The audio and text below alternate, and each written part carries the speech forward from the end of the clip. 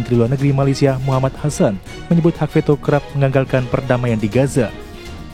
Ia menegaskan hak veto bertanggung jawab atas kegagalan dunia membawa perdamaian di Palestina.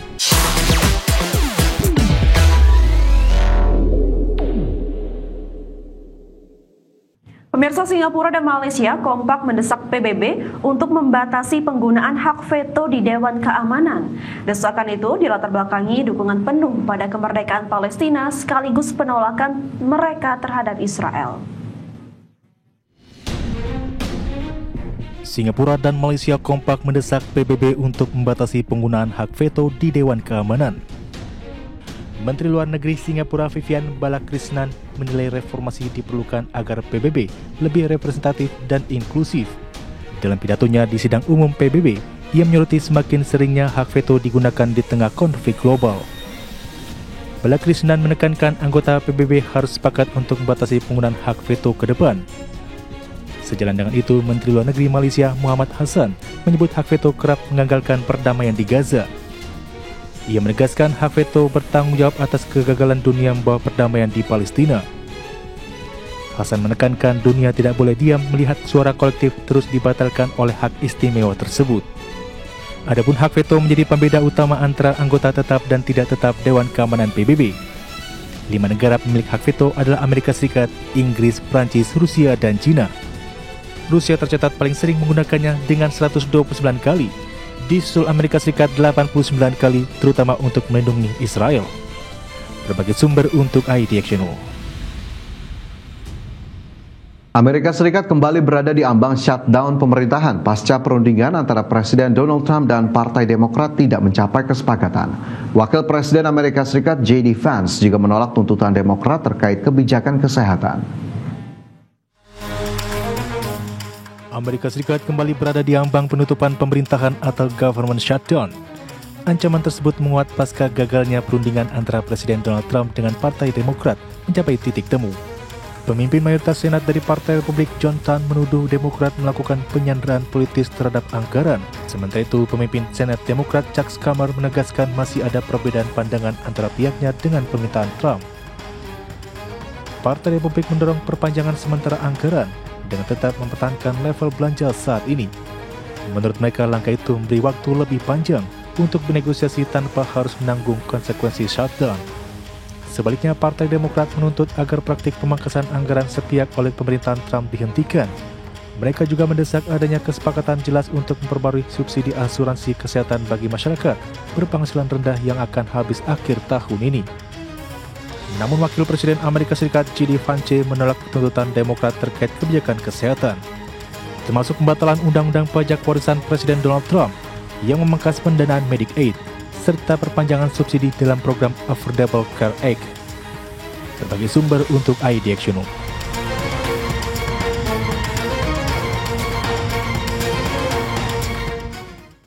Presiden Madagaskar, Andry Rajoelina, membubarkan pemerintahan usai aksi unjuk rasa besar-besaran yang menewaskan sedikitnya 22 orang. Namun demikian, Perdana Menteri Christian Tsai dan para menteri akan tetap menjabat hingga Presiden menunjuk pejabat baru. Presiden Madagaskar Andry Rajoelina membubarkan pemerintahannya pada Senin kemarin. Rajoelina mengambil langkah tersebut setelah gelombang demonstrasi besar-besaran yang dipimpin oleh generasi muda mengguncang negara pulau tersebut selama hampir sepekan. Pembubaran itu berarti pemecatan terhadap Perdana Menteri Christian Tsai dan seluruh jajaran menteri kabinet. Namun mereka akan tetap menjabat secara sementara hingga Presiden menunjuk Perdana Menteri baru. Rajoelina mengatakan akan membuka seleksi secara luas termasuk menerima lamaran melalui email dan LinkedIn. Aksi protes yang dipicu oleh krisis listrik dan air telah menewaskan sedikitnya 22 orang dan melukai lebih dari 100 lainnya. Demonstrasi ini juga disebut terinspirasi oleh gerakan Gen Z di Kenya dan Nepal, yang sebelumnya berhasil mengguncang pemerintahan di masing-masing negara. Di Madagaskar, demonstrasi dipusatkan di sekitar Universitas Antananarivo dan berlangsung panas. Demonstrasi itu memicu respon keras dari aparat keamanan yang menggunakan gas air mata untuk membubarkan massa. Namun, hingga saat ini belum jelas apakah langkah Rajoelina membubarkan pemerintahan cukup untuk meredam gelombang kemarahan publik. Berbagai sumber, IDX Channel. Rantai pasok iPhone Apple yang beroperasi di India sukses menciptakan sekitar 350.000 lapangan kerja. Pencapaian ini menjadi bukti pertumbuhan industri teknologi di India serta kontribusi Apple dalam pengembangan ekonomi lokal. Industri manufaktur dan suku cadang iPhone di India telah berkembang pesat dengan banyaknya pabrik dan supplier yang terlibat dalam produksi dan perakitan. Apple bersama mitra lokal berhasil memperkuat ekosistem rantai pasok yang menyerap tenaga kerja dalam jumlah besar, mulai dari pekerja di lini produksi hingga sektor pendukung lainnya. Penciptaan lapangan kerja ini tidak hanya berdampak pada sektor teknologi, tetapi juga mendorong pertumbuhan ekonomi lokal melalui peningkatan pendapatan dan keterampilan tenaga kerja. Apple terus berkomitmen memperluas investasi dan mendorong inovasi agar industri ini semakin matang dan berkelanjutan.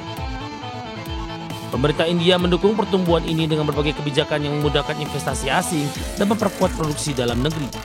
Sinergi antara Apple, pemasok, dan pemerintah dipandang sebagai kunci kesuksesan dalam memperkuat posisi India sebagai pusat manufaktur teknologi global. Keberhasilan Apple dan mitranya menciptakan 350.000 lapangan kerja di India menjadi momentum penting untuk mewujudkan visi ekonomi digital dan manufaktur berkelanjutan. Langkah ini memperkuat peran India di peta industri teknologi global. Bagi sumber Adex Channel. Mobil listrik Wuling Bingo S langsung mencuri perhatian pasar dengan pesanan mencapai lebih dari 50.000 unit hanya dalam 48 jam setelah peluncuran. Popularitas mobil ini menegaskan daya tarik besar segmen City EV yang mengutamakan harga terjangkau, fitur modern, dan performa handal. Wuling Bingo S hadir dengan desain stylish dan body compact berukuran panjang 4.265 mm serta lebar 1.785 mm. Mobil ini tersedia dalam 4 varian dengan 2 pilihan baterai lithium iron phosphate 31,9 kWh yang menawarkan jangkauan 325 km dan 41,9 kWh dengan jangkauan hingga 430 km berdasarkan standar CLTC. Dapur pacu menggunakan motor listrik depan bertenaga 75 kW dengan torsi 180 Nm yang mendukung performa optimal untuk penggunaan harian di perkotaan. Fitur fast charging memungkinkan pengisian baterai dari 30% ke 80% hanya dalam waktu sekitar 35 menit, memberikan kemudahan bagi pengguna dengan mobilitas tinggi.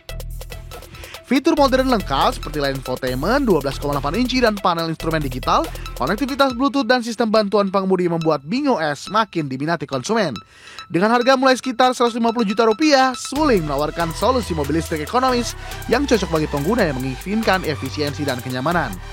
Keberhasilan Wuling Bingo S meraih puluhan ribu pesanan dalam waktu singkat, menandai tren positif pasar mobil listrik compact. Produk ini menjadi bukti kekuatan inovasi dan strategi harga Wuling untuk mengakselerasi adopsi kendaraan listrik di pasar global. Berbagai sumber, IDX Channel.